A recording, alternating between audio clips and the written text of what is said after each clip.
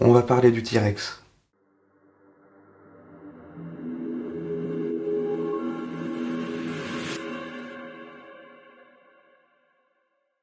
En 1994, le tyrannosaure revient à la vie grâce à un savant fou qui veut le mettre dans son parc. Mais d'où vient-il? Depuis leur première apparition au cinéma, les dinosaures ont toujours été représentés comme des créatures monstrueuses venues d'un autre temps et croirait-on d'une autre planète. Des créatures en stop motion ou animées par des marionnettes plus ou moins grossières. Lorsqu'il se lance dans Jurassic Park en 1994, Spielberg veut changer la donne. Il veut pouvoir en faire des animaux plutôt que des monstres. Il demande à Stan Winston de s'occuper de la création d'animatroniques et Dennis Muren pour la gestion des effets spéciaux numériques. Une véritable révolution pour l'époque, qui semble vouloir pour la première fois montrer de véritables dinosaures.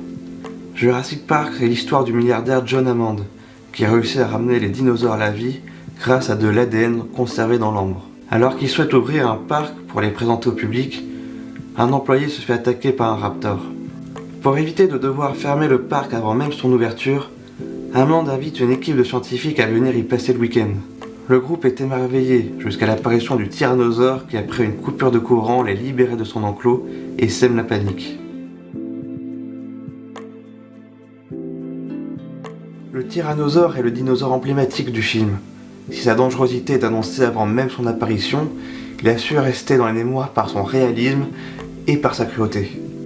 La peur du T-Rex, c'est aussi la peur du progrès scientifique et de ses dérives.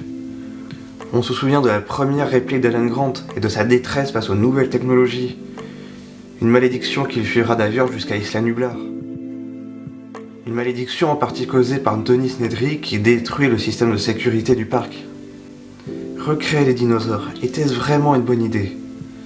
Si la fin du film ne donne aucune ambiguïté sur la réponse à cette question, le succès du film réside dans le fait que les spectateurs sont placés au même niveau que les personnages.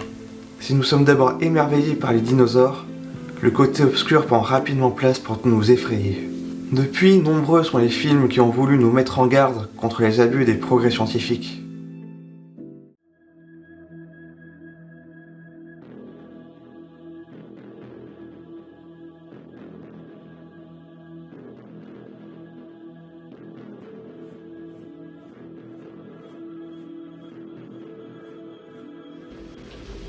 I've seen